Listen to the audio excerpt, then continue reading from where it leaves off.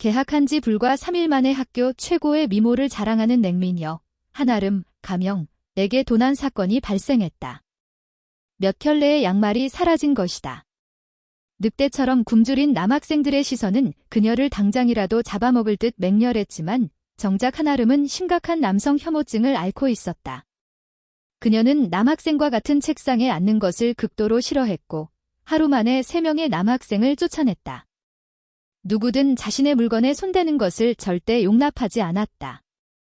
전학 첫날 담임 선생님은 나, 강하준, 가명을 그녀 옆자리에 앉혔다. 모두가 숨을 죽였다. 이제 나는 끝났다고 생각하는 눈치였다. 새로운 친구, 김민준, 가명이 안타까운 표정으로 내게 말했다. 하준아, 아름이는 결벽증이 심해. 절대로 그녀 물건에 손대면 안 돼. 안 그러면 엄청 혼날 거야. 내 믿기지 않는 표정을 본 김민주는 말을 덧붙였다. 전에 아름이 옆자리에 앉았던 애들은 다 질겁해서 자진해서 자리를 바꿨어. 나는 오른손으로 턱을 괜 채 궁금해졌다. 설마 사람을 잡아먹기라도 하나? 친구들은 내 말에 웃음을 터뜨렸다. 그건 아니지만 엄청나게 잔소리를 할 거야. 전에 한아름은 하루 만에 3명의 남학생을 쫓아냈대. 그 이후로는 임수진, 가명만이 그녀와 짝꿍을 했지. 담임 선생님이 나를 한아름 옆자리에 앉힌 이유를 이제야 알 것 같았다. 모두가 놀란 표정이었다. 나는 한아름의 차가운 얼굴을 떠올렸다. 그녀가 잔소리를 한다면 분명 끔찍할 것이다. 김민준이 입꼬리를 비틀며 말했다. 만약 내가 너무 무섭다면 담임 선생님께 자리를 바꿔달라고 부탁해봐. 10분간의 쉬는 시간이 눈 깜짝할 사이에 지나갔다. 첫 수업이 시작될 때까지 한아름은 돌아오지 않았다. 수업 담당 선생님도 그녀의 행방에 대해 묻지 않았다. 마치 익숙한 일이라는 듯 2번째 수업 시작을 알리는 종이 울릴 때까지 내 짝꿍 자리는 비어 있었다. 나는 깨끗하게 정리된 옆자리를 흘끗 보았다. 그러다 문득 나도 모르게 몸을 떨었다. 에어컨 바로 아래에 있는 내 자리에 찬바람이 불어왔기 때문이다. 나는 계속 재채기를 해댔다.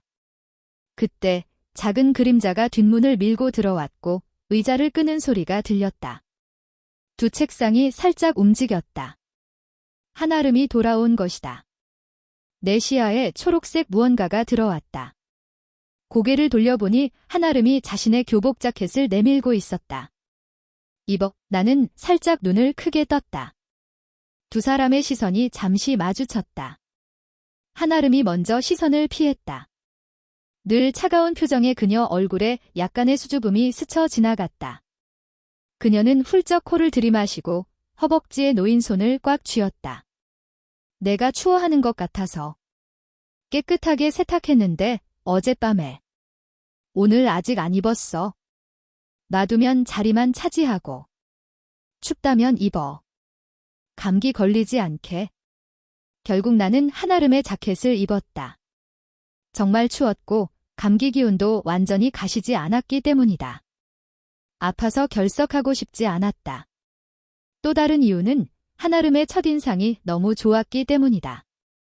그녀는 겉으로는 차가워도 속으로는 따뜻한 좋은 짝꿍이 될 거라고 생각했다. 자켓을 입자 금세 몸이 따뜻해졌다. 지퍼를 올리자마자 김민준의 말이 떠올랐다. 그녀는 결벽증이 있어서 다른 사람이 자기 물건에 손대는 것을 싫어해. 안 그러면 엄청 혼날 거야. 나는 고개를 숙여 몸에 딱 맞는 교복 자켓을 내려다보며 멍하니 있었다. 한아름이 눈살을 찌푸렸다. 나는 분명히 해두는 게 좋겠다고 생각했다. 저기, 너 결벽증 있어? 한아름이 눈썹을 찡그리며 약간 기쁜 듯한 표정을 지으며 목소리를 높였다. 내가 그걸 알아? 긍정적인 대답을 듣자 나는 입술을 굳게 다물고 잠시 침묵했다. 얼어 죽는 것과 혼나는 것 사이에서 나는 재빨리 후자를 선택했다. 나는 진지하게 말했다. 입을 때 정말 조심할게. 최대한 옷을 더럽히지 않도록 노력하고 집에 가서 깨끗하게 빨아서 돌려줄게. 한아름은 잠시 굳어 있었다. 조심스러운 눈빛으로 나를 바라보며 부드럽게 대답했다. 신경 쓰지 않아도 돼. 내가 잘못 들었나? 뭐라고? 신경 쓰지 않아도 돼. 그냥 편하게 입어. 나는 심하지 않으니까. 아, 그렇구나. 이제 안심이 되었다. 덧붙여서 교복에는 은은하고 달콤한 소녀의 향기가 났다. 향기도 좋네. 영어 선생님이 낮은 굽의 구두를 신고 천천히 걸어 들어왔다. 그녀는 교탁 위에 책을 놓고 학생들에게 부드럽게 미소 지었다. 클래스 비긴즈. 수업이 시작된 지 10분도 채 지나지 않아 나는 한 가지 사실을 깨달았다. 한아름은 전혀 수업을 듣지 않았다. 처음에는 책을 꺼내 그 위에 낙서를 하다가 창밖을 멍하니 바라보며 몽상에 잠겼다. 그러다 몇 페이지를 넘기더니 책상에 엎드려 잠이 들었다. 영어 선생님은 수업에 집중하지 않는 다른 학생들에게는 주의를 주고 야단쳤지만 한아름에게는 늘 눈길조차 주지 않았다. 나는 놀라워하며 생각했다. 저 애가 전교 1등이라더니 종례 시간이 될 때까지 그녀는 계속 잠만 잤다. 쉬는 시간에는 여학생들이 모여 수다를 떨고 남학생들은 게임에 대해 토론하거나 농구공을 던지는 척하며 시끄럽게 떠들었지만 그 어떤 소란도 한아름의 잠을 방해하지 못했다. 임수진이 노래를 부르며 다가오다가 나를 발견하고 갑자기 소리쳤다. 어머, 너 전학생이니? 어떻게 네가 아름이 옷을 입고 있어? 그녀의 목소리는 교실 전체에 울려 퍼졌다. 왜 내가 주목을 받게 된 건지 이해할 수 없었다. 임수진은 폭발하기 직전이었다. 너 죽고 싶어. 그녀는 한눈에 그것이 한아름의 옷이라는 것을 알아봤다. 깃부분에 지워지지 않는 2개의 잉크 자국이 있었다. 예전에 그녀가 한아름에게 빌려줬던 펜에서 잉크가 새어 얼룩진 것이다. 나는 어리둥절하고 약간 멍해졌다. 이게 한아름 거라고? 김민준도 다가와 서둘러 내 말을 잘랐다. 내가 말했잖아. 한아름은 다른 사람이 자기 물건에 손대는 것을 싫어한다고. 임수진이 큰 소리로 말했다. 곧 아름이가 화낼 거야. 전학생, 빨리 벗어. 벗어. 벗어. 임수진의 차가운 목소리에는 약간의 분노가 담겨 있었다. 그렇게 크게 말하면 내가 내 입을 막아버릴 줄 알아? 나는 고개를 돌려 책상에 엎드려 있던 여학생을 바라보았다. 그녀는 천천히 몸을 일으켜 의자에 기대 앉았다. 고개를 살짝 젖히자 섬세하고 아름다운 이목구비가 드러났다. 그녀는 천천히 눈을 떴다. 아직 잠이 덜 깬 듯했다. 내가 잘못했어. 아름아. 임수진은 억울한 표정으로 재빨리 나를 가리키며 고자질했다. 전학생이 내 옷을 입고 있어? 한아름은 불쾌한 표정으로 말했다. 그게 다야? 주변 친구들은 모두 놀랐다. 한아름이 화를 내지 않다니. 놀랍고 당황스러운 임수진의 표정을 보며 나는 부드럽게 설명했다. 그녀가 내가 추워하는 걸 보고 입으라고 했어? 나는 전학 온 지 얼마 안 돼서 교복 자켓이 없어. 내 말을 들은 사람들은 모두 멍하니 있었다. 김민주는 믿을 수 없다는 듯 입술을 굳게 다물고 부드럽게 물었다. 아름아, 내가 전학생에게 옷을 빌려줬다고? 한아름은 고개조차 들지 않았다. 마치 방금 잠에서 깬 분노가 아직 가시지 않은 듯했다. 내가 말했잖아. 한아름은 다른 사람이 자기 물건에 손대는 것을 싫어한다고. 너 죽고 싶어. 곧 아름이가 화낼 거야. 전학생, 빨리 벗어. 벗어. 벗어. 그녀는 귀찮다는 듯이 말했다. 뭔 불만이라도 있어. 이 말은 간접적으로 긍정의 대답을 내놓은 것이다. 모두의 시선은 놀라움으로 가득 차 있었다. 그들은 끊임없이 나와 한아름을 번갈아 보며 뒷이야기를 엿들으려고 했다.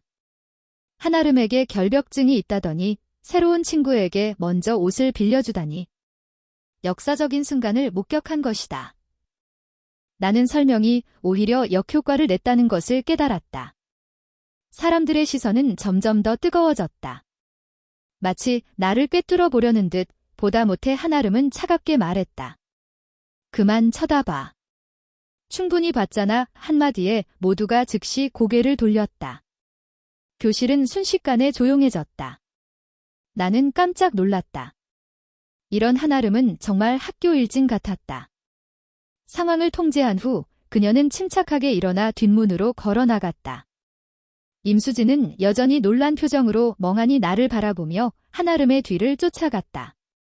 아름아, 기다려.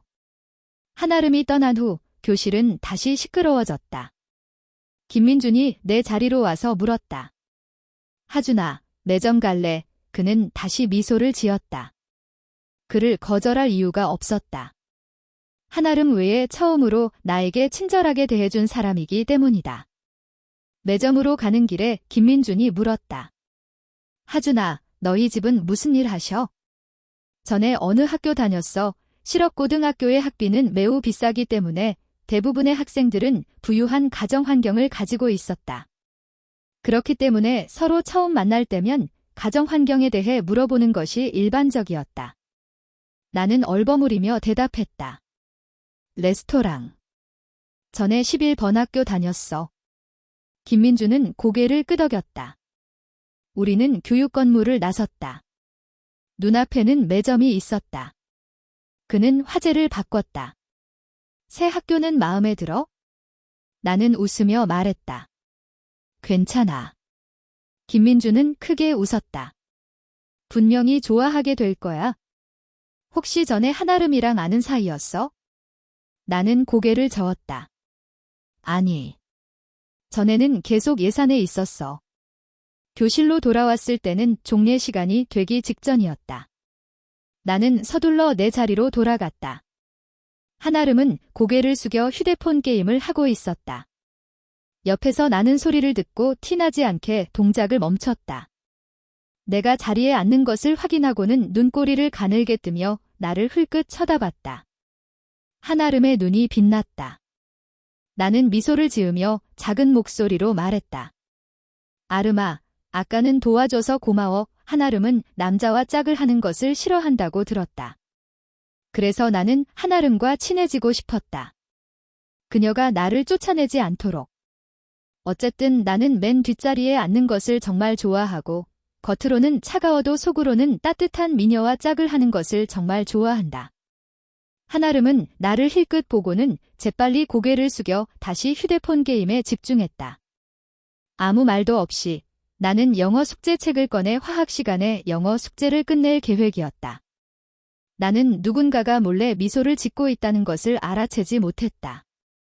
휴대폰 화면이 저절로 꺼진 것조차 눈치채지 못했다. 화학 선생님이 들어오고 나서야 휴대폰을 내려놓았다. 무슨 생각을 하고 있는지 알 수 없었다. 흥미없는 과목이라 40분 수업이 4시간처럼 길고 고통스러웠다. 임수진은 눈도 깜빡하지 않고 시계를 바라보며 마음속으로 카운트다운을 했다.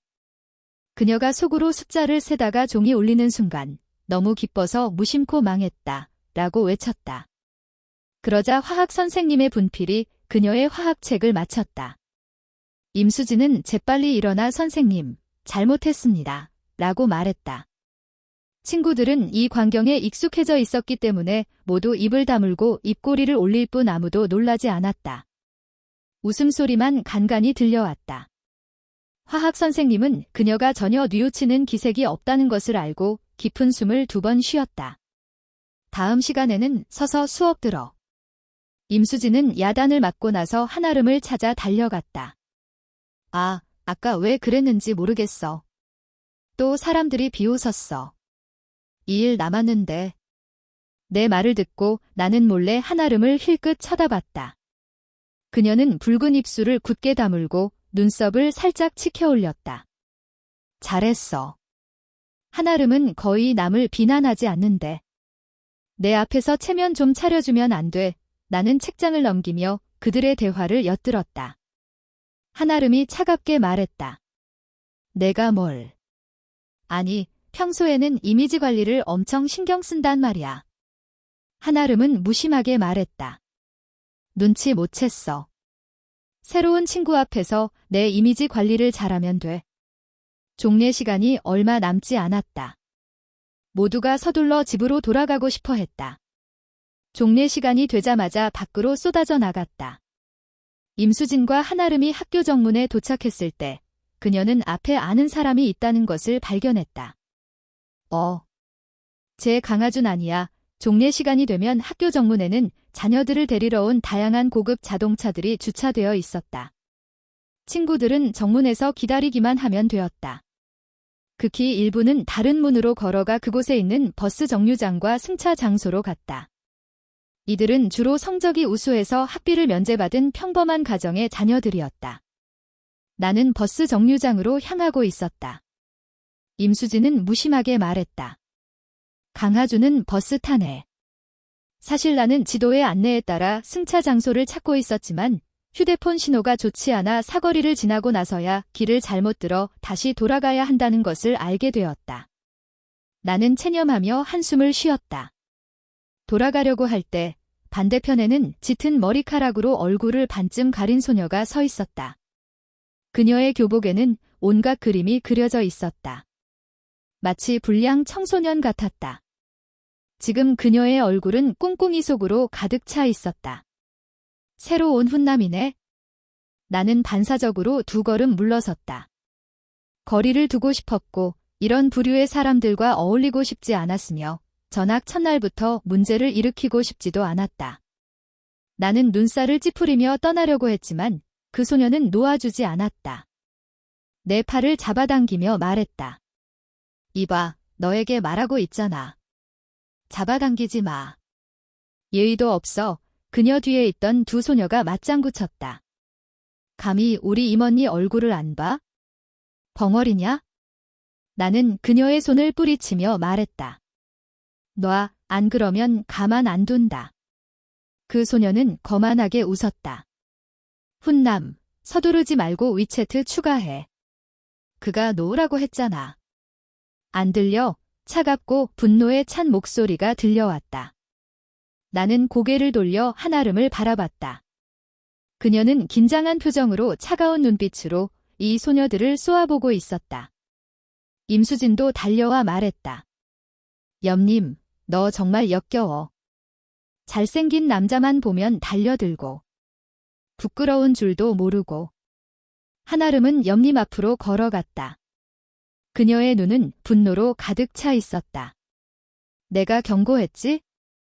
우리 학교 사람 괴롭히지 말라고. 역겨운 건 바로 너야. 부끄러운 줄도 모르고. 염님은 야단을 맞자 기분이 몹시 상했다. 한아름을 가리키며 반박했다. 어느 눈으로 내가 그를 괴롭히는 것을 봤어?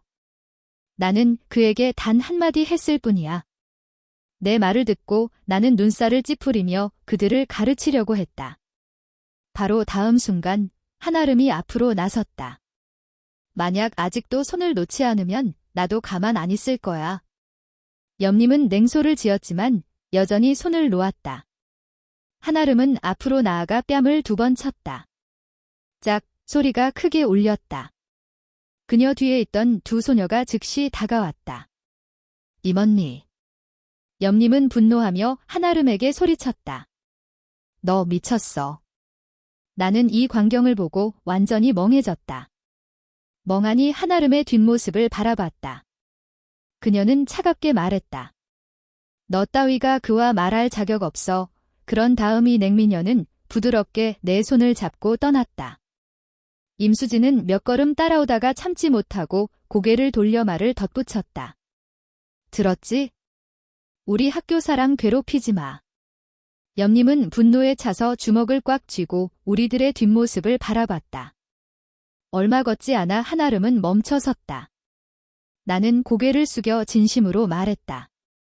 아름아, 아까는 정말 고마웠어. 나는 한아름이 정말 좋은 사람이고 친구들이 말하는 것과 다르다는 것을 깨달았다.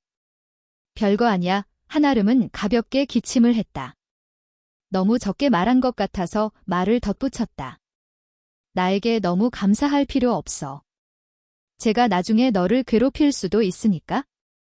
내 말을 듣고 한아름은 눈썹을 치켜올리며 천천히 입꼬리를 올려 나를 놀리듯 바라봤다. 나를 걱정하는 거야? 나는 어떻게 반박해야 할지 몰랐다. 이 짝꿍이 자신과 많이 다르다고 생각했다. 다행히 한아름은 제때 일어나서 설명했다. 쟤는 감히 나에게 아무것도 못해 우리 학교 사람 함부로 괴롭히지도 못하고. 나는 그녀를 심사숙고하며 바라봤다. 뭐라고 말해야 할지 몰랐지만 마음속으로는 따뜻함을 느꼈다. 한아름은 정말 좋은 친구이고 그녀가 곁에 있어서 정말 운이 좋다고 생각했다. 한아름은 내 질문을 이해한 듯 했다. 왜 쟤들이 너에게 접근했는지 궁금하지? 나는 심정을 들킨 듯 고개를 끄덕였다. 나 자신도 꽤 궁금했다. 가정 환경이 좋으면 감히 건드리지 못하고 평범한 가정의 친구들만 괴롭히는 것 같던데. 한아름은 코웃음을 쳤다. 쟤는 내가 나인 줄 아는 거야? 나는 참지 못하고 물었다. 어떻게 내가 아니라는 것을 알아? 한아름은 부드럽게 말했다. 내 입으로 직접 말했잖아. 내가 말했었나? 나는 잠시 생각했다. 하지만 한아름에게 자신의 가정 환경에 대해 말한 적이 없다는 것을 확신했다. 한아름의 입꼬리가 살짝 올라갔다. 옆님은 눈이 멀었어도 나는 멀쩡해. 평범한 가정의 학생이 그렇게 비싼 신발을 신고 다닐 리가 없잖아. 나는 고개를 숙여 깜빡 잊고 있던 운동화를 내려다봤다. 고개를 들어보니 눈앞에는 가늘고 긴 예쁜 손이 휴대폰을 들고 있었다. 화면에는 짝꿍, 친구 추가하자 라고 쓰여 있었다. 떠난 후 나는 조용히 휴대폰에 한아름의 이름을 저장하고 주머니에 넣었다. 한아름은 몇 걸음 걸어가다 문득 뭔가 잘못되었다는 것을 깨달았다. 뭔가 빠진 듯 했다. 그녀는 멈춰 서서 고개를 돌렸다. 멀지 않은 곳에 임수진이 복잡한 표정으로 얼마나 오래 서 있었는지 알 수 없었다. 왜 거기 서서 아무 말도 안 해? 임수진은 마치 혈이 막힌 사람처럼 벙어리가 된 채 마침내 빠른 걸음으로 다가와 말했다. 아름아, 너 이상해. 한아름이 내 손을 잡았던 순간부터 임수진은 충격을 받아 말을 잇지 못했다. 그녀는 중학교 2학년 때부터 한아름과 알고 지냈지만 이 결벽증 환자가 누군가와 가까이 지내는 것을 본 적이 없었다. 하물며 남학생이라니. 임수진은 오늘 있었던 일들을 되돌아봤다. 그녀는 한아름이 그렇게 할 수 있었다는 것을 믿을 수 없었다. 그녀는 모든 것이 이상하다고 생각했지만 한아름이 변했다는 것은 부정할 수 없었다. 그리고 이 모든 것은 나의 등장에서 비롯된 것처럼 보였다. 그녀는 대담하게 추측했다. 너 혹시 전학생을 좋아하는 거야? 무슨 헛소리야. 한아름은 가볍게 임수진의 말을 잘랐다. 임수진은 이해할 수 없었다. 도대체 무슨 일이 일어나고 있는 거지? 이것이 자신이 알고 있던 한아름이 맞을까? 내가 집에 도착했을 때 아버지 강건우, 가명, 는 강하준, 가명, 은거실에서 예쁜 여자를 껴안고 잡지를 읽는 아버지 강건우, 가명의 목소리를 들었다. 왔니? 신발을 벗고 집 안으로 들어서자 여자가 나를 쳐다봤다. 나는 안녕하세요 라고 인사했다. 여자는 가볍게 거이라고 답하고 잡지를 계속 읽었다. 강건우는 걱정스러운 듯 물었다. 학교 첫날은 어땠어? 괜찮았어요. 선생님도 좋으시고 친구들도. 어머, 옆에 있던 여자가 소리쳤다. 강건우는 황급히 물었다. 왜 그래? 배가 좀 불편한 것 같아. 방에 가서 좀 쉬어야겠어. 여자는 강하준에게 짧게 눈인사를 하고 방으로 들어갔다. 나는 이 상황에 대해 아무 말도 하지 않았다. 안방 문이 닫히자 거실은 순식간에 냉랭해졌다. 나는 식탁에 남은 음식을 데워 혼자 조용히 저녁을 먹었다. 보름 전 부모님은 이혼했다. 두 분 모두 재빨리 새 가정을 꾸렸다. 법원은 나를 아버지에게 맡겼다. 아버지를 따라 이사 왔고 아버지의 여자친구와 여자친구의 딸도 우리 집에 함께 살게 되었다. 아버지와 여자친구는 내 전학 수속도 알아서 처리해 주었다. 설거지를 마치고 냉장고를 열어 콜라 한 병을 꺼냈다.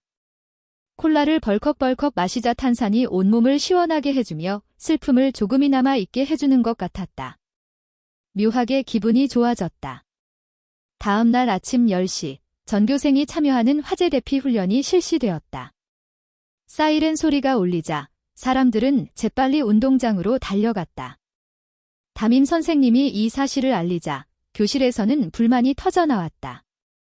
여름 더위에 에어컨이 나오는 교실을 떠나 햇볕 아래 운동장에 나가고 싶어 하는 사람은 아무도 없었다. 하지만 선택의 여지는 없었다. 사이렌 소리가 울리자 학생들은 재빨리 자리에서 일어나 밖으로 나갔다. 나는 한아름, 가명을 따라 계단을 내려갔다. 옆반 친구들도 함께 내려갔다. 옆반 남학생들이 한아름을 힐끔거리고 낄낄거리고 다른 남학생들에게 윙크를 하는 모습이 보였다. 그중 한 명은 혼란스러운 틈을 타 휴대폰을 꺼내 몰래 그녀를 촬영했지만 한아름은 여전히 평온한 표정을 유지했다. 마치 세상이 무너져도 자신과는 상관없다는 듯 익숙한 모습이었다. 학교 건물 밖으로 나오자 친구들은 재빨리 자기 반 위치로 달려갔다. 담임 선생님은 큰 소리로 모두 앉아. 앉아 라고 소리쳤다. 사람들은 차례로 자리에 앉아 엎드려 머리를 감싸는 자세를 취했다. 지진 대피 훈련 때 한아름은 몸을 숙여 앉았다. 그러다 갑자기 엉덩이 부분에서 싸늘한 기운이 느껴졌다.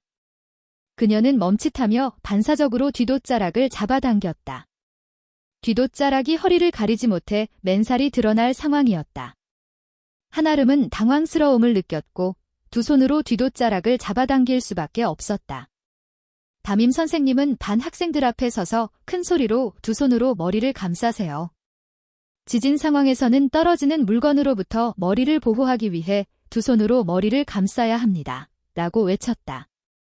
내 말을 듣고 한아름은 망설이다 한 손을 놓아 머리를 감쌌다. 절망적인 표정으로 눈을 감았다. 그녀는 왼손으로 옷을 잡아당기고 오른손으로 머리를 감싸고 있었다. 바로 뒤에 있던 나는 그녀의 동작을 보았다. 담임 선생님은 눈살을 찌푸리며 두 손은 뭐 하는 거야? 라고 말했다. 담임 선생님의 분노에 찬 눈빛 아래 한아름은 천천히 손을 놓았다.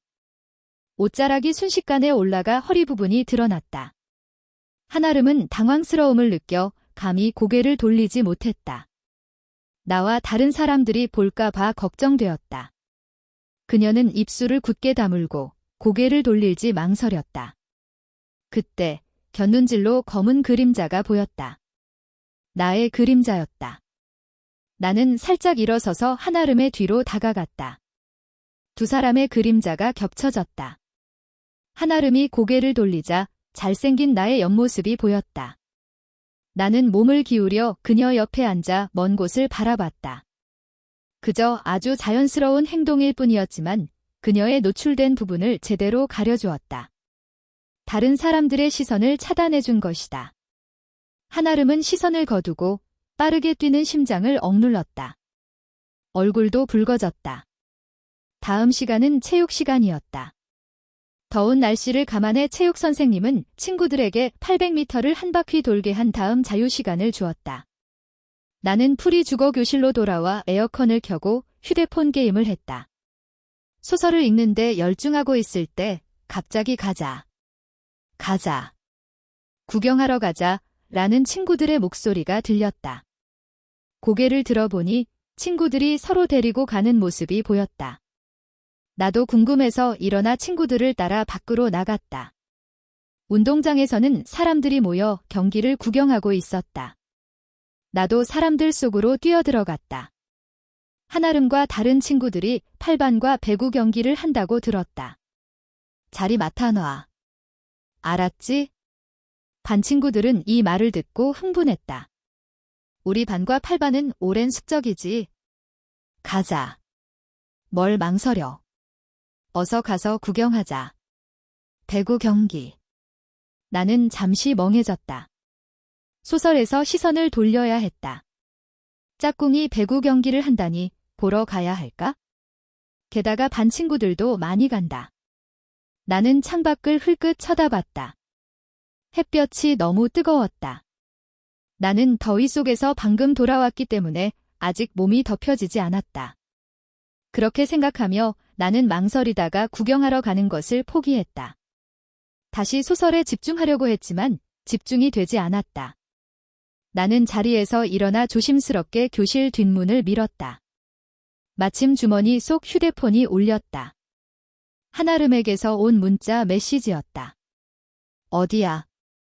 체육관에 배구 경기 보러 올래? 우리 8반이랑 해. 나는 미소를 지었다. 복도에 아무도 없는 것을 확인하고 몰래 답장을 보냈다.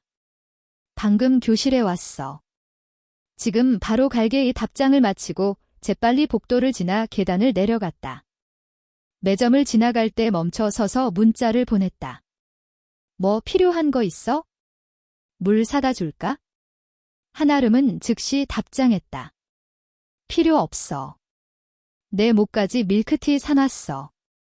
그래서 나는 서둘러 체육관으로 향했다. 수업 시간이라 체육관에는 몇몇 반 학생들만 경기를 보고 있었다. 내가 도착했을 때는 앞 두 줄 좌석이 이미 사람들로 가득 차 있었다.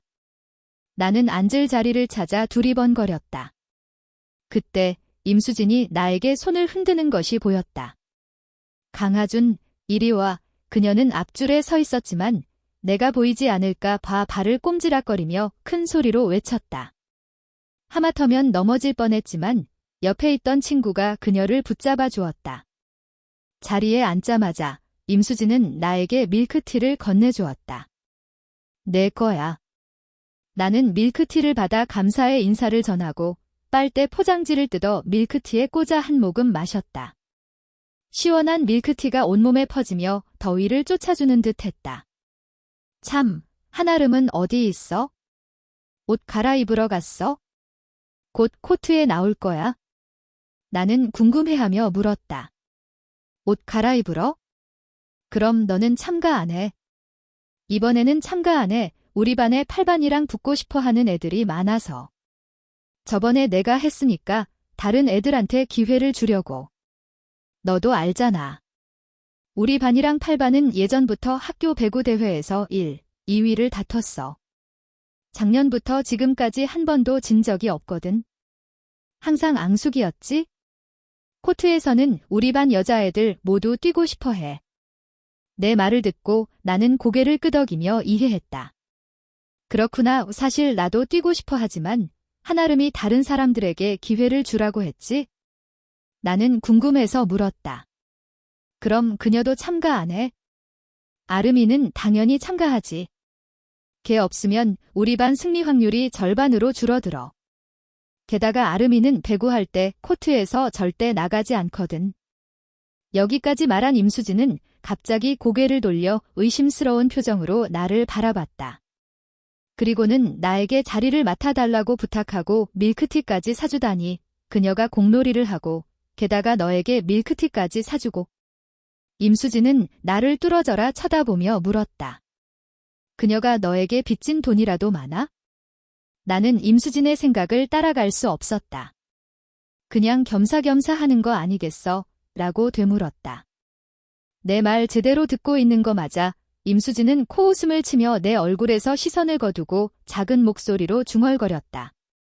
그럼 왜 갑자기 호의를 베푸는 거지? 나는 그녀가 무슨 말을 하는지 잘 듣지 못했다. 다른 친구들이 듣고 눈을 크게 뜨며 서? 임수진, 이라고 소리치자 임수진은 즉시 손으로 그 친구의 입을 막았다. 아무것도 못 들었어. 안 그러면 아름이가 널 때릴 거야.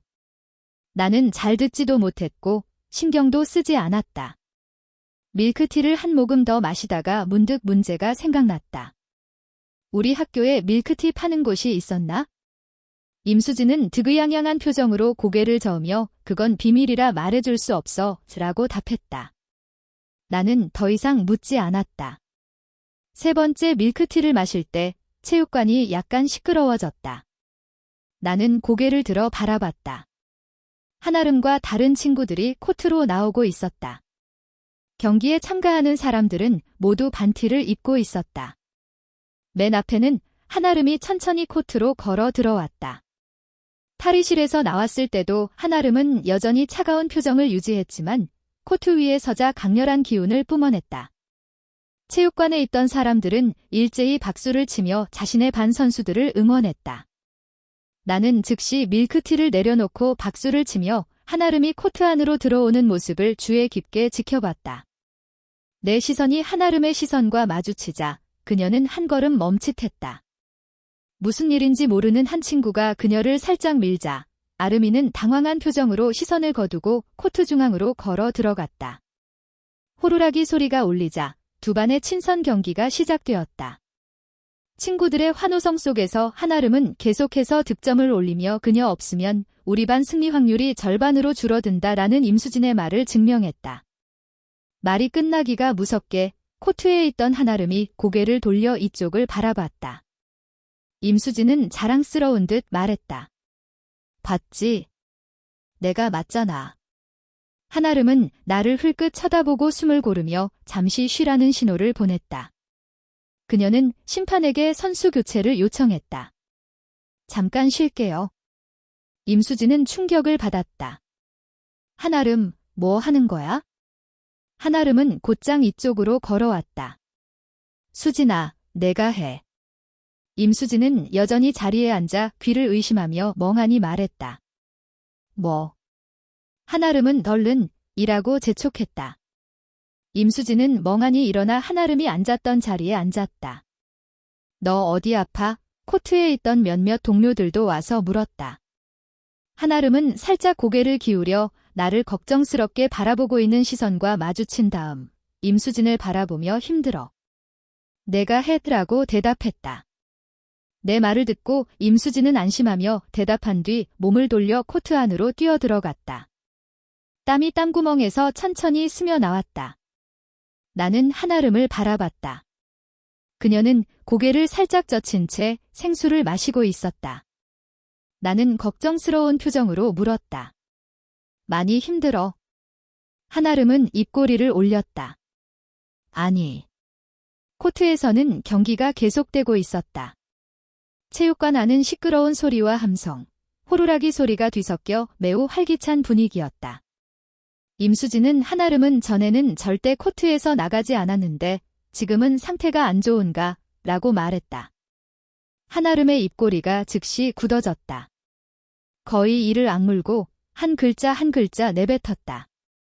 일부러 목소리를 낮춰 화난 표정을 드러내지 않으려고 애썼지만 여전히 그녀에게서 차가움을 느낄 수 있었다.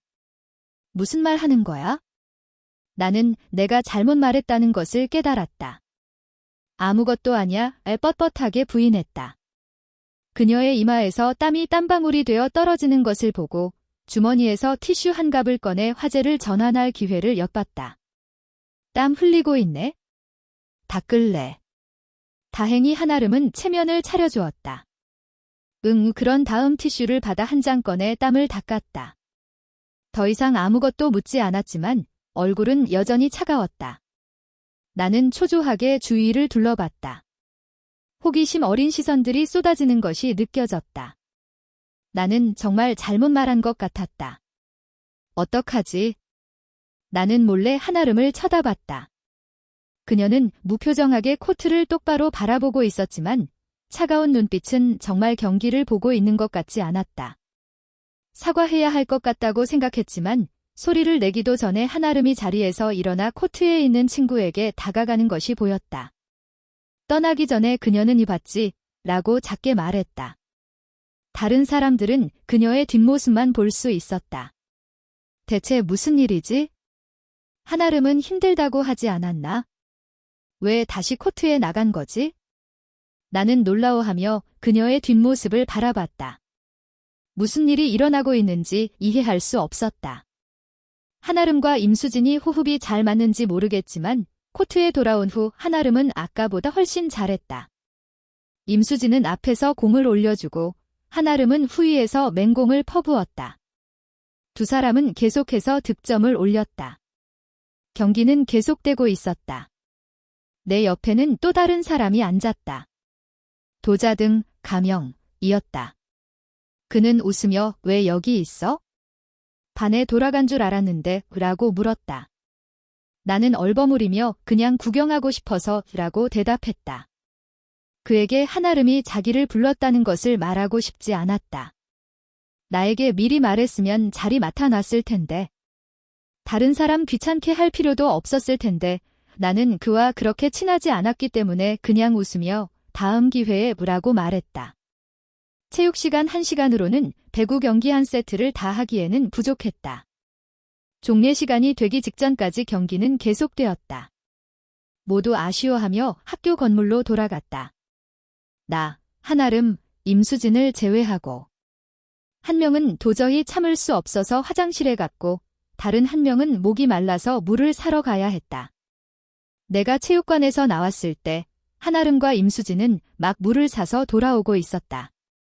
그때 종례 시간이 되었다. 여전히 1층에서 천천히 걸어가는 친구들이 많았다. 계단이 막히자 우리 셋은 맨 뒷줄에 서 있었다. 담임 선생님은 언제부터인지 모르게 학교 건물 건너편에 나타나 갑자기 큰 소리로 빨리 안 뛰어 올라가.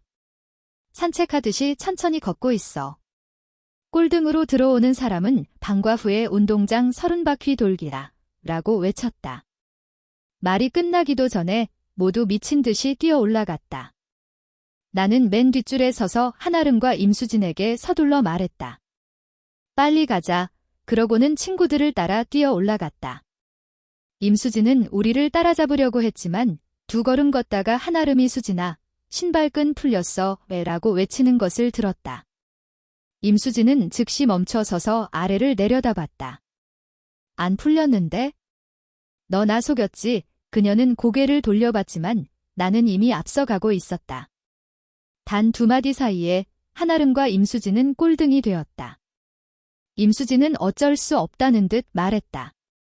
이번에는 우리 모두 꼴등이네. 뭘 걱정해.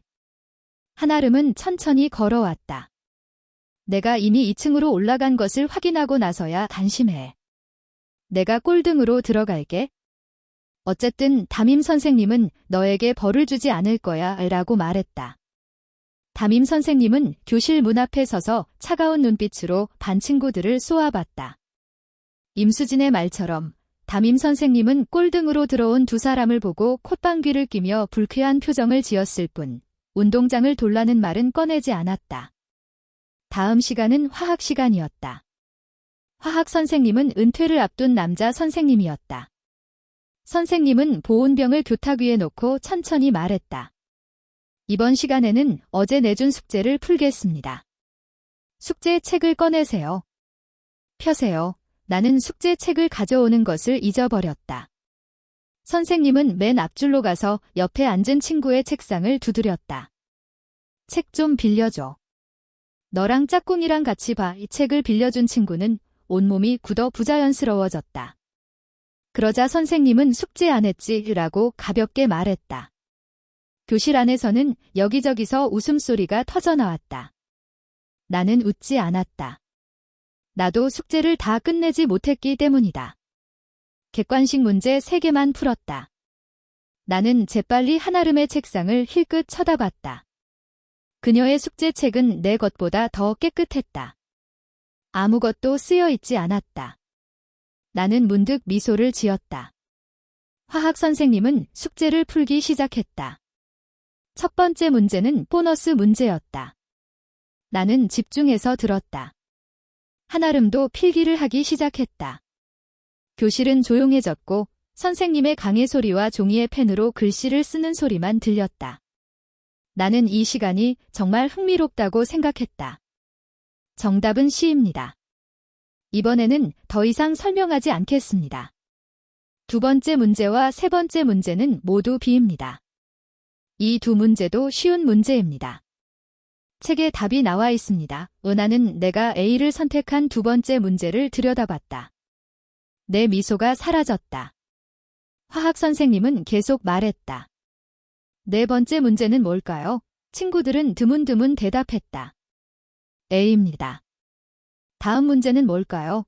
선생님은 아무나 찍어서 대답하라고 했다. 내 말을 듣고 나는 5번째 문제를 다시 훑어봤다.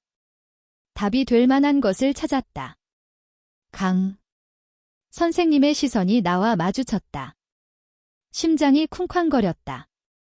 그때 한아름이 갑자기 입을 열었다. 선생님 모두가 일제히 고개를 돌렸다.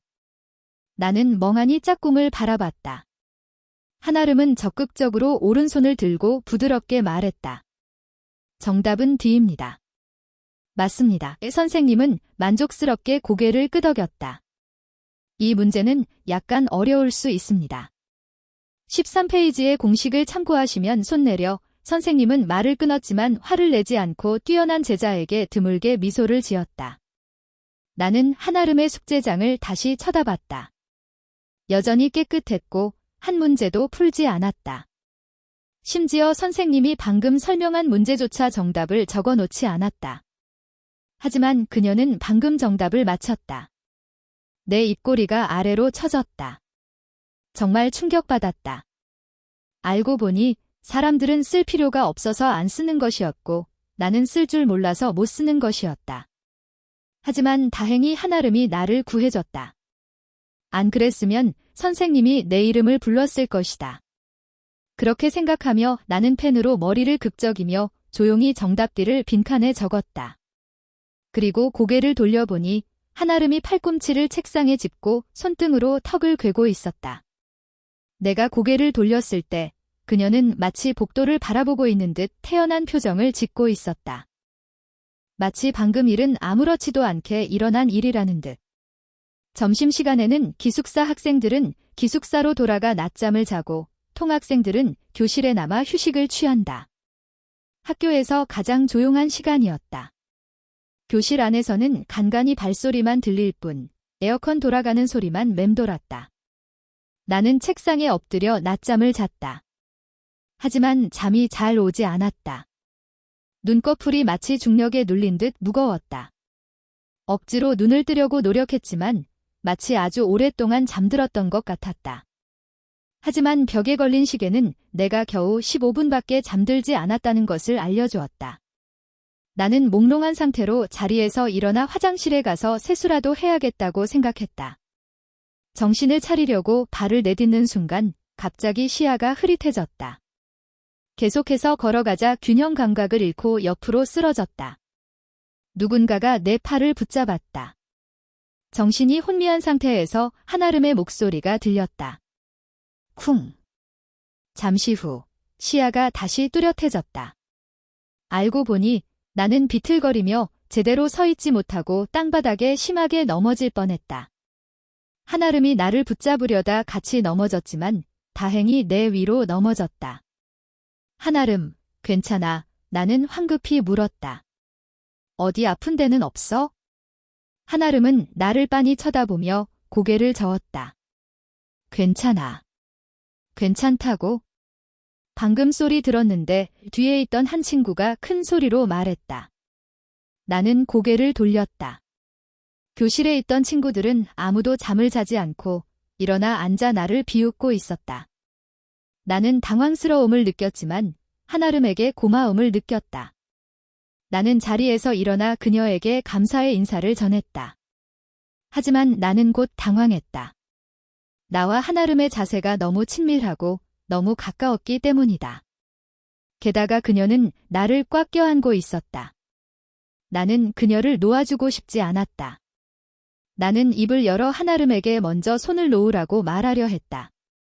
하지만 방금 그 친구가 또 큰 소리로 말했다. 그녀가 괜찮다고 했잖아. 호기심 어린 시선과 웃음소리가 나를 짓눌렀다. 거의 숨을 쉴 수 없을 정도였다. 그때 엄청난 무중력감이 덮쳐왔다. 온몸이 통제할 수 없을 정도로 떨렸다. 눈을 크게 뜨고 헐떡거리며 숨을 쉬었다. 잠시 후 정신을 차리고 보니 의자에 앉아 있었다. 심장이 빠르게 뛰었다. 방금 일어난 일들이 너무 흐릿했다.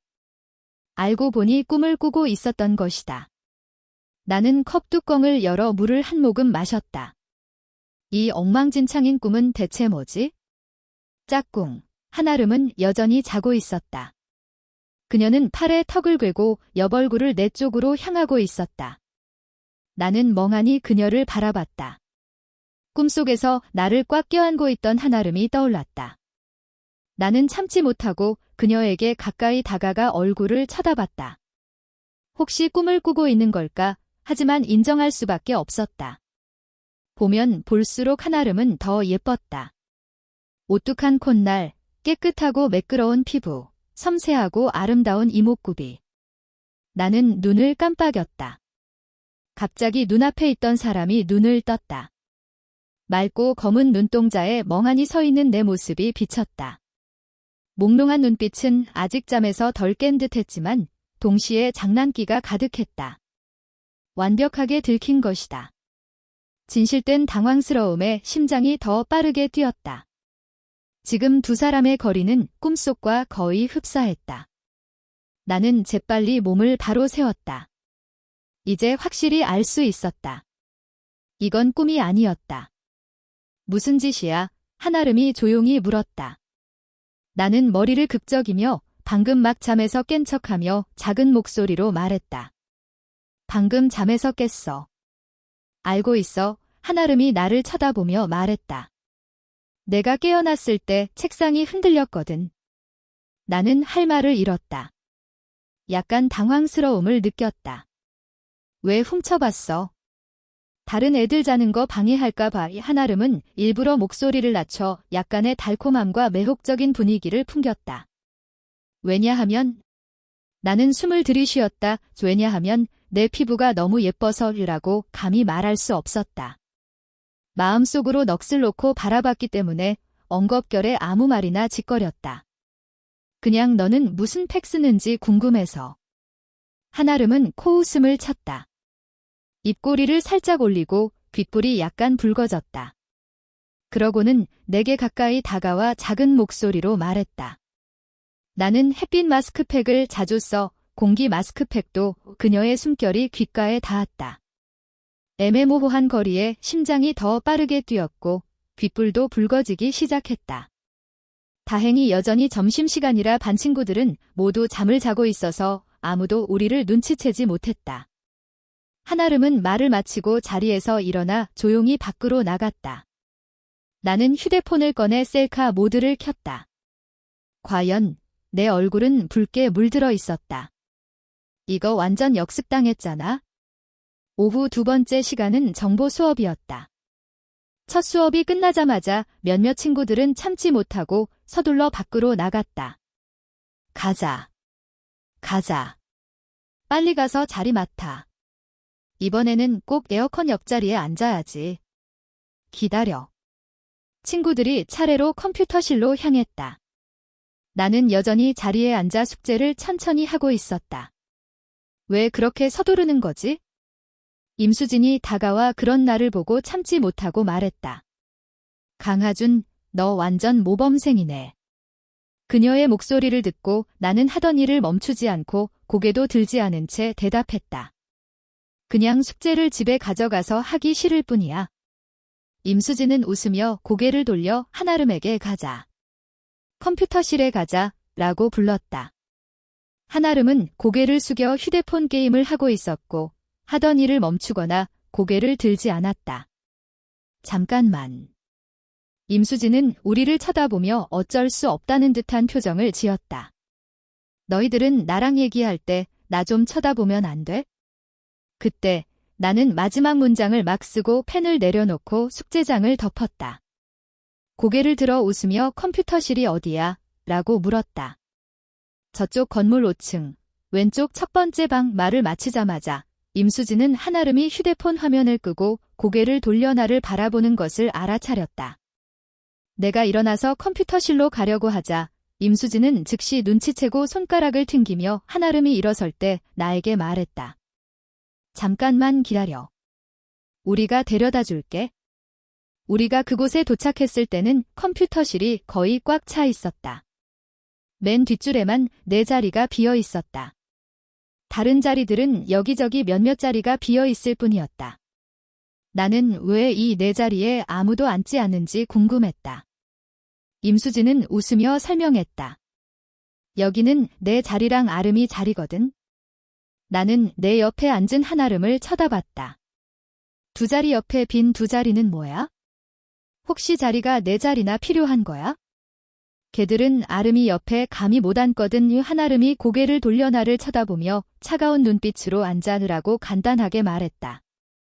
그녀는 나에게 자기 옆에 앉으라고 했다. 나는 별 생각 없이 자리에 앉았다. 곧 수업 시간이 될 것이기 때문. 내련학 선생님은 말을 끊었지만 화를 내지 않고 뛰어난 제자에게 드물게 미소를 지었다. 나는 한아름의 숙제장을 다시 쳐다봤다. 여전히 깨끗했고 한 문제도 풀지 않았다. 심지어 선생님이 방금 설명한 문제조차 정답을 적어놓지 않았다. 하지만 그녀는 방금 정답을 맞췄다. 내 입꼬리가 아래로 처졌다. 정말 충격받았다. 알고 보니 사람들은 쓸 필요가 없어서 안 쓰는 것이었고 나는 쓸 줄 몰라서 못 쓰는 것이었다. 하지만 다행히 한아름이 나를 구해줬다. 안 그랬으면 선생님이 내 이름을 불렀을 것이다. 그렇게 생각하며 나는 펜으로 머리를 극적이며 조용히 정답들을 빈칸에 적었다. 그리고 고개를 돌려보니 한아름이 팔꿈치를 책상에 짚고 손등으로 턱을 괴고 있었다. 내가 고개를 돌렸을 때 그녀는 마치 복도를 바라보고 있는 듯 태연한 표정을 짓고 있었다. 마치 방금 일은 아무렇지도 않게 일어난 일이라는 듯. 점심시간에는 기숙사 학생들은 기숙사로 돌아가 낮잠을 자고 통학생들은 교실에 남아 휴식을 취한다. 학교에서 가장 조용한 시간이었다. 교실 안에서는 간간히 발소리만 들릴 뿐 에어컨 돌아가는 소리만 맴돌았다. 나는 책상에 엎드려 낮잠을 잤다. 하지만 잠이 잘 오지 않았다. 눈꺼풀이 마치 중력에 눌린 듯 무거웠다. 억지로 눈을 뜨려고 노력했지만 마치 아주 오랫동안 잠들었던 것 같았다. 하지만 벽에 걸린 시계는 내가 겨우 15분밖에 잠들지 않았다는 것을 알려주었다. 나는 몽롱한 상태로 자리에서 일어나 화장실에 가서 세수라도 해야겠다고 생각했다. 정신을 차리려고 발을 내딛는 순간 갑자기 시야가 흐릿해졌다. 계속해서 걸어가자 균형 감각을 잃고 옆으로 쓰러졌다. 누군가가 내 팔을 붙잡았다. 정신이 혼미한 상태에서 한아름의 목소리가 들렸다. 쿵. 잠시 후 시야가 다시 뚜렷해졌다. 알고 보니 나는 비틀거리며 제대로 서 있지 못하고 땅바닥에 심하게 넘어질 뻔했다. 한아름이 나를 붙잡으려다 같이 넘어졌지만 다행히 내 위로 넘어졌다. 한아름, 괜찮아? 나는 황급히 물었다. 어디 아픈 데는 없어? 한아름은 나를 빤히 쳐다보며 고개를 저었다. 괜찮아. 괜찮다고? 방금 소리 들었는데 뒤에 있던 한 친구가 큰 소리로 말했다. 나는 고개를 돌렸다. 교실에 있던 친구들은 아무도 잠을 자지 않고 일어나 앉아 나를 비웃고 있었다. 나는 당황스러움을 느꼈지만 한아름에게 고마움을 느꼈다. 나는 자리에서 일어나 그녀에게 감사의 인사를 전했다. 하지만 나는 곧 당황했다. 나와 한아름의 자세가 너무 친밀하고 너무 가까웠기 때문이다. 게다가 그녀는 나를 꽉 껴안고 있었다. 나는 그녀를 놓아주고 싶지 않았다. 나는 입을 열어 한아름에게 먼저 손을 놓으라고 말하려 했다. 하지만 방금 그 친구가 또 큰 소리로 말했다. 그녀가 괜찮다고 했잖아. 호기심 어린 시선과 웃음소리가 나를 짓눌렀다. 거의 숨을 쉴 수 없을 정도였다. 그때 엄청난 무중력감이 덮쳐왔다. 온몸이 통제할 수 없을 정도로 떨렸다.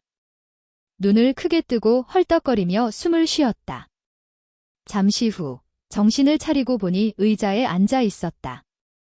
심장이 빠르게 뛰었다. 방금 일어난 일들이 너무 흐릿했다. 알고 보니 꿈을 꾸고 있었던 것이다. 나는 컵 뚜껑을 열어 물을 한 모금 마셨다. 이 엉망진창인 꿈은 대체 뭐지? 짝꿍, 한아름은 여전히 자고 있었다. 그녀는 팔에 턱을 괴고 옆얼굴을 내 쪽으로 향하고 있었다. 나는 멍하니 그녀를 바라봤다. 꿈속에서 나를 꽉 껴안고 있던 한아름이 떠올랐다. 나는 참지 못하고 그녀에게 가까이 다가가 얼굴을 쳐다봤다. 혹시 꿈을 꾸고 있는 걸까? 하지만 인정할 수밖에 없었다. 보면 볼수록 한아름은 더 예뻤다. 오뚝한 콧날, 깨끗하고 매끄러운 피부, 섬세하고 아름다운 이목구비. 나는 눈을 깜빡였다. 갑자기 눈앞에 있던 사람이 눈을 떴다. 맑고 검은 눈동자에 멍하니 서 있는 내 모습이 비쳤다. 몽롱한 눈빛은 아직 잠에서 덜 깬 듯했지만 동시에 장난기가 가득했다. 완벽하게 들킨 것이다. 진실된 당황스러움에 심장이 더 빠르게 뛰었다. 지금 두 사람의 거리는 꿈속과 거의 흡사했다. 나는 재빨리 몸을 바로 세웠다. 이제 확실히 알 수 있었다. 이건 꿈이 아니었다. 무슨 짓이야? 한아름이 조용히 물었다. 나는 머리를 극적이며 방금 막 잠에서 깬 척하며 작은 목소리로 말했다. 방금 잠에서 깼어. 알고 있어. 한아름이 나를 쳐다보며 말했다. 내가 깨어났을 때 책상이 흔들렸거든. 나는 할 말을 잃었다. 약간 당황스러움을 느꼈다. 왜 훔쳐봤어? 다른 애들 자는 거 방해할까봐. 한아름은 일부러 목소리를 낮춰 약간의 달콤함과 매혹적인 분위기를 풍겼다. 왜냐하면 나는 숨을 들이쉬었다. 왜냐하면 내 피부가 너무 예뻐서라고 감히 말할 수 없었다. 마음속으로 넋을 놓고 바라봤기 때문에 엉겁결에 아무 말이나 짓거렸다. 그냥 너는 무슨 팩 쓰는지 궁금해서. 한아름은 코웃음을 쳤다. 입꼬리를 살짝 올리고 귓불이 약간 붉어졌다. 그러고는 내게 가까이 다가와 작은 목소리로 말했다. 나는 햇빛 마스크팩을 자주 써. 공기 마스크팩도. 그녀의 숨결이 귓가에 닿았다. 애매모호한 거리에 심장이 더 빠르게 뛰었고 귓불도 붉어지기 시작했다. 다행히 여전히 점심시간이라 반 친구들은 모두 잠을 자고 있어서 아무도 우리를 눈치채지 못했다. 한아름은 말을 마치고 자리에서 일어나 조용히 밖으로 나갔다. 나는 휴대폰을 꺼내 셀카 모드를 켰다. 과연 내 얼굴은 붉게 물들어 있었다. 이거 완전 역습당했잖아. 오후 두 번째 시간은 정보 수업이었다.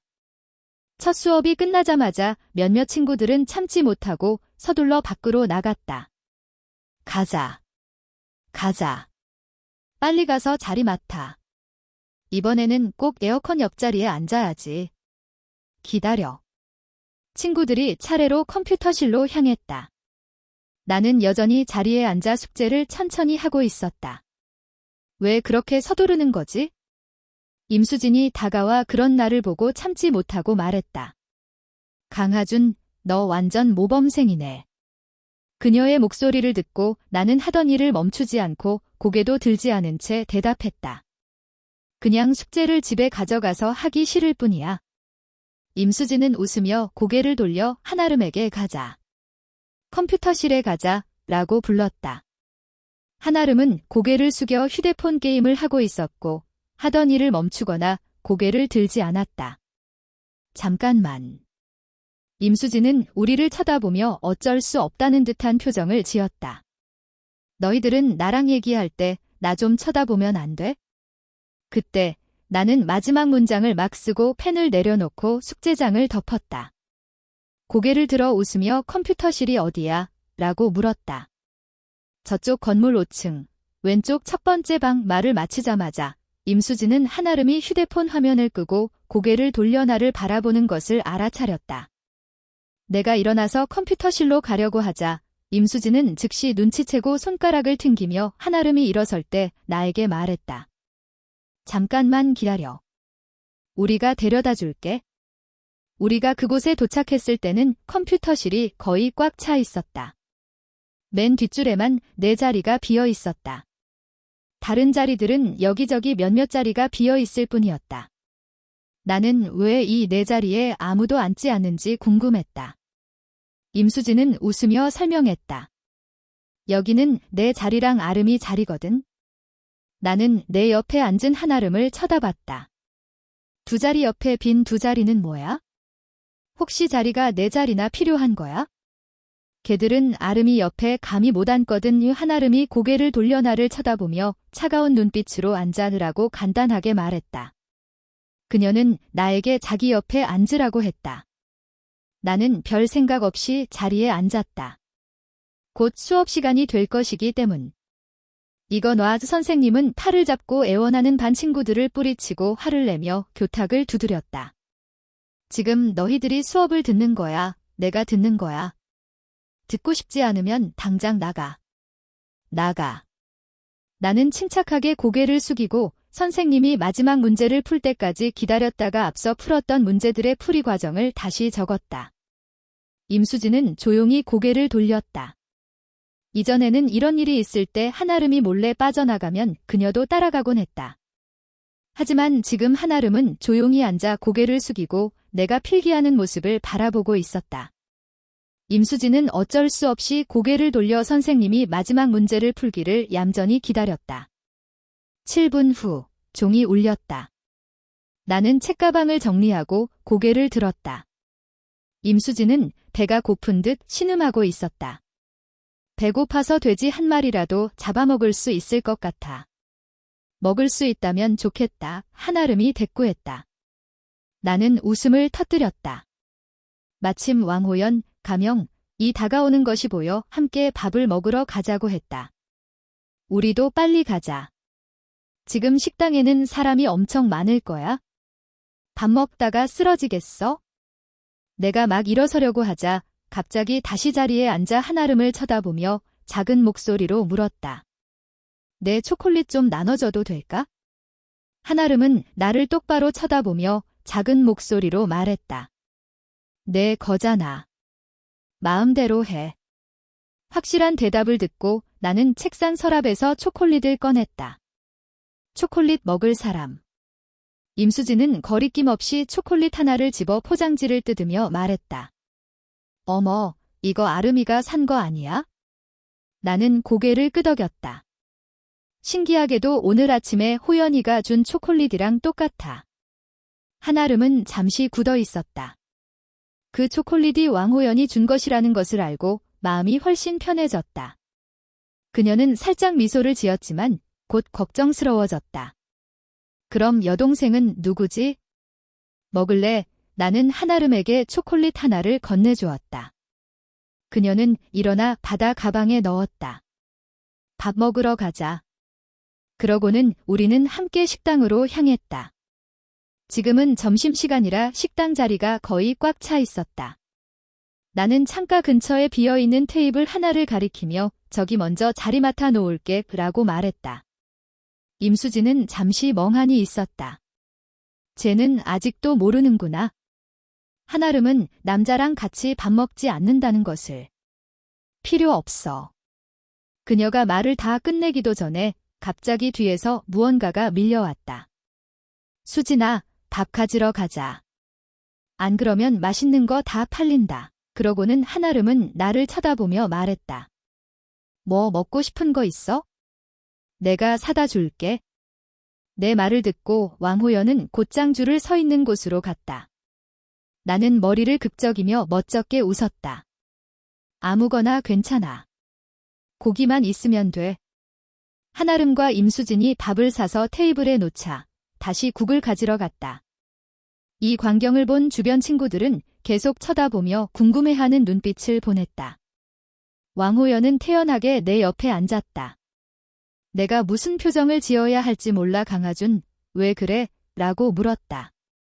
내 말을 듣고 나는 주위를 둘러봤다. 호연아, 왜 자꾸 쳐다보는 것 같지? 내가 계속 한아름이랑 같이 있어서 그래? 우리는 짝꿍이잖아.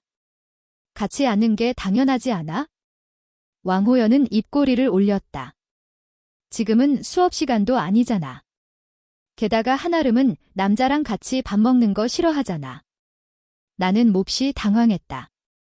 아마 내가 짝꿍이라서 그런 거겠지? 왕호연은 입꼬리를 올리며 웃었다. 누가 알아. 나는 고개를 살짝 젖혔다. 임수진이 국 2그릇을 들고 돌아오는 것이 보였다. 그녀는 국 1그릇을 내 앞에 놓았다. 한아름은 내 옆에 앉았다. 나는 웃으며 어떤 게 내 거야? 라고 물었다. 한아름은 밥 2공기를 사왔는데 하나는 탕수육, 하나는 하이라이스였다. 뭐 먹고 싶어? 나는 가리는 게 없으니 먼저 고르라고 했다. 임수진은 국을 마시다가 사례가 들렸다. 나는 황급히 괜찮아? 라고 물었다. 임수진은 왕호연에게 티슈를 받아 입을 닦으며 중얼거렸다. 괜찮아, 괜찮아의 속으로는 분명히 한아름이 제일 까다로운 애인데. 강아주는 대체 무슨 재주로 쟤의 나쁜 버릇을 고친 거야? 정말 의학계의 기적이네, 라고 생각했다. 나는 하이라이스를 골라 맛있게 먹기 시작했다. 밥을 다 먹고 나서 우리 넷은 운동장으로 산책하러 나갔다. 마침 구름이 많이 낀 날씨였다. 여자애들은 산책하며 소화를 시키고 남자애들은 졸려서 교실에 가서 낮잠을 자기로 했다. 왕호연은 기숙사 학생이라 낮잠 시간에 기숙사에 가서 자고 나는 교실로 향했다. 교실에 도착해 자리에 앉자 도자등이 내 앞에 앉아 있었다. 왕호연이랑 같이 밥 먹었어? 나는 고개를 끄덕였다. 응. 도자등은 궁금한 듯 물었다. 너희들 언제 그렇게 친해졌대? 걔 맨날 혼자 다니잖아. 글쎄, 한 이틀 됐나? 언제부터인지는 나도 잘 모르겠어. 도자등에게 구체적으로 언제부터 친해졌는지 설명할 수 없었다. 도자등은 이해가 안 된다는 표정으로 나를 바라봤다. 신기하네. 왕호연은 항상 차가운데. 나는 웃으며 걘 친구도 필요하겠지라고 대답했다. 도자등은 고개를 끄덕였다. 그럴 수도 있겠네. 나는 창밖을 내다봤다. 앞으로 펼쳐질 날들을 생각하니 모든 것이 잘 될 것 같았다. 도자등은 이 문제에 더 이상 신경 쓰지 않고 웃으며 내일 점심 같이 먹을래? 우리 모두 친구잖아 라고 말했다. 나는 거절할 이유가 없다고 생각하고 몇 마디 주고받았다. 도자등은 졸린 듯 자리로 돌아갔다. 그가 하품하는 뒷모습을 보자 나도 덩달아 졸음이 쏟아졌다. 하품을 억지로 참으며 칠판 위에 걸린 시계를 쳐다봤다.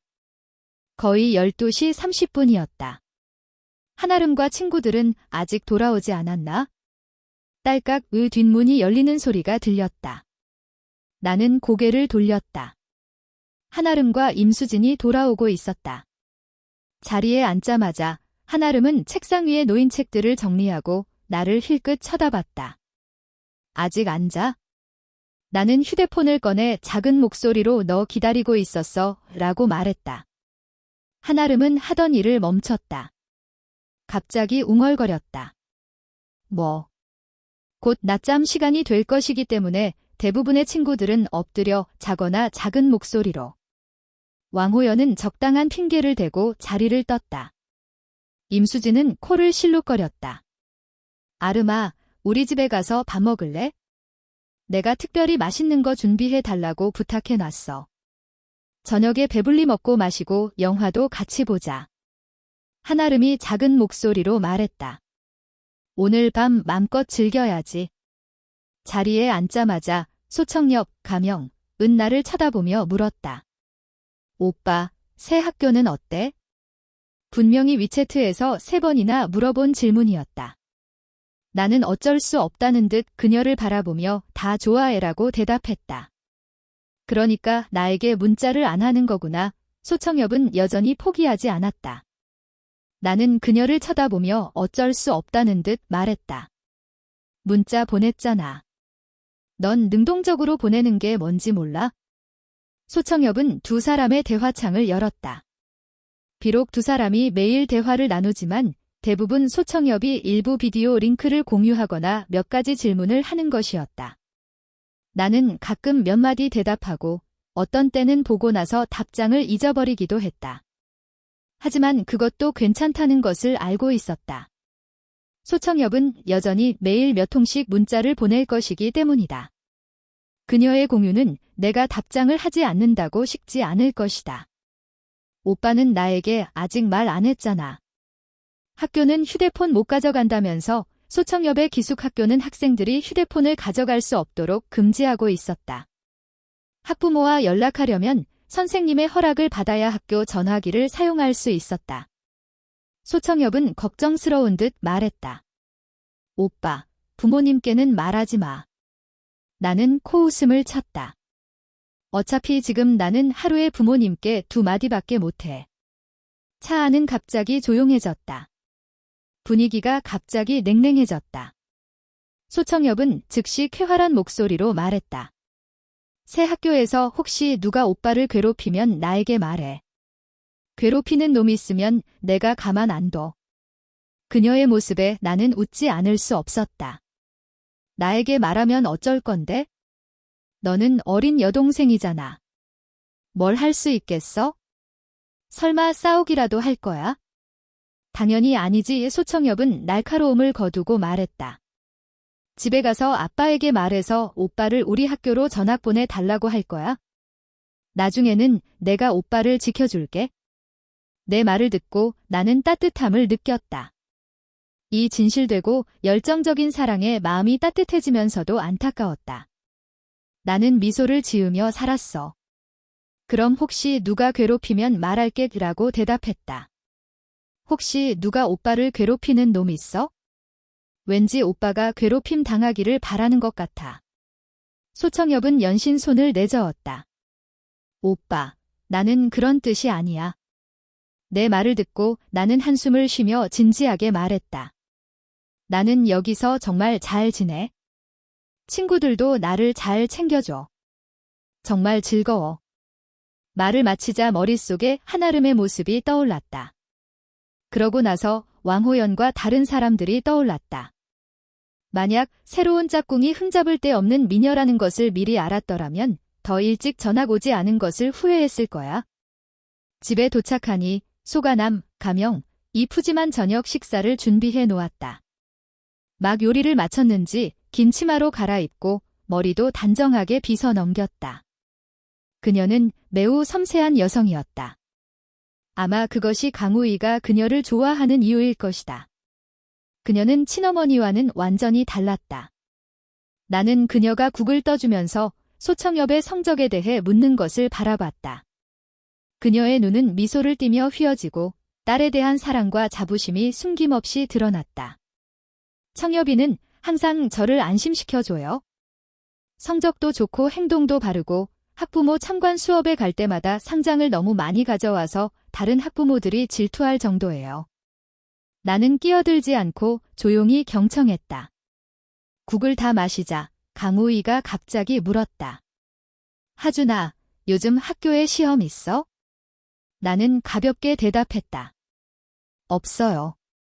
참, 전에 내가 말했던가? 내 친구가 식당을 새로 열었는데 내일 개업한다고 우리 가족 모두 초대했어. 안 갔으면 서운해할 텐데. 내일 시간 괜찮지? 강우이는 즉시 그녀를 쳐다봤다. 좋아요. 우리 가족 모두 같이 가요? 청아, 내일 별일 없지? 저는 괜찮아요. 소청엽은 무의식적으로 나를 쳐다봤다. 오빠는 안 가잖아. 내일 나 일 때문에 나가야 하거든. 말을 마치고 나는 수저를 내려놓았다. 다 먹었어요. 먼저 방에 들어가 있을게요. 다음 날 아침이 되자 나는 옷을 갈아입고 나갈 준비를 했다. 사실 오늘은 아무 일도 없었다. 단지 온 가족이 함께 외출하고 싶지 않았을 뿐이다. 나는 소가남이 나를 싫어한다는 것을 분명히 느낄 수 있었다. 다행히 나도 그녀를 좋아하지 않았다. 나는 도서관에 가서 책을 읽다가 종례 시간이 되어서 집에 돌아올 계획이었다. 뜻밖에도 아는 사람을 만났다. 나는 자판기에서 물 2병을 사서 아는 사람이 열심히 공부하고 있는 책상 위에 물 1병을 올려놓았다. 왕호연은 놀란 표정으로 고개를 들고 눈짓으로 빼왔어? 라고 물었다. 나는 그의 맞은편에 앉아 그의 앞에 놓인 학습 자료를 바라봤다. 너는 왜 여기 있어? 기억으로는 담임 선생님이 왕호연이 공부를 매우 잘한다고 말했던 것 같다. 성적이 좋은 것도 당연했다. 주말에도 열심히 공부하는구나. 왕호연은 웃으며 아마 할 말이 많았던 것인지 종이에 펜으로 글을 써서 내게 보여줬다. 너희와 같은 학교에 다니려면 열심히 해야지. 물 고마워. 오후 12시가 지나자 나는 왕호연에게 근처 쇼핑몰에서 점심을 사주었다.